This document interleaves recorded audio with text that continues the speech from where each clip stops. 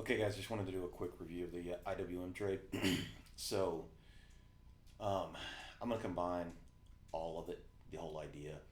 When uh, when we were pulling back, remember I said I still think we can get to 250 by the end of the year, which at that point, represented what 20% move. Um, yeah, about 20-21%. So I'm thinking between 245, 250 by the end of the year, and that's because the small caps do well with rate cuts, right? And don't forget the slide that I showed you about, hey, yeah, 41% are unprofitable, but that's been the case, right?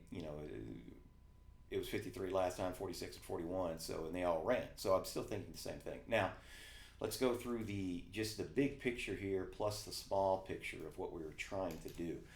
I'm holding 10% of the trade from yesterday that we got in to see, hey, maybe I'll hold this and it hits 250. Maybe I take the shares. You know what I mean? Who knows? But I don't know what's going to happen. But I am holding 10%. I'm out of everything but 10% of that trade. I took this was with a small account. I took 10 options. I'm holding one through. You should have already profited. You know, well more than whatever this one option that you have left is. So it's a free trade.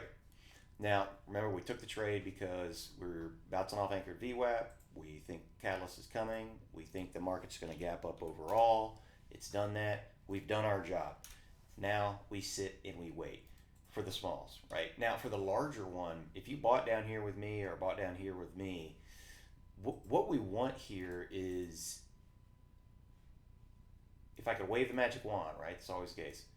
You know, maybe tomorrow we get this like panic washout and then it just kind of does this strong reverse and breaks out. I would love that. However, if we start breaking above this level tomorrow, maybe we don't get that. This is an over under level for me. I think we're going to be off to the races. And, the next stop would be this high. And then if it does hit this high, maybe we get that quick pullback and rip there. Historically, you get a pullback for the first month after the cuts on the IWM, and then it starts to go. So maybe that is going to be what happens here as well. But either way, no matter what happens, I'm viewing dips as opportunities to buy the SPY.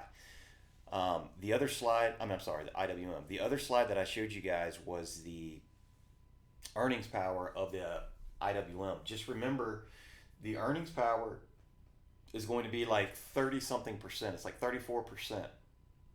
Not this next quarter, but the quarter after.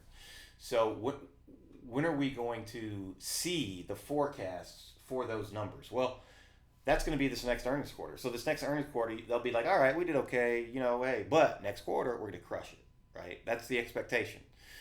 So if they come out and they're like, we're not going to do as good as we thought, then we might take a little, hit on that because we are expecting extreme growth in 2 quarters. And I'm expecting that to be said at the next earnings call. So if you're buying longer dated calls and or if you're playing shares, it's easier. But when I buy my longer dated calls, I'm buying out past both of those events. The reason being is because people are going to see what's being forecast and they're going to be like, all right. And then if they hit it, right, if they actually hit that level, then I think we could get multiple boosts from that. And so, again, if you play longer dated, I would go out past the 2 quarters. So, middle of next year would be the earliest that I would be buying for the IWM. All right. Talk to you later.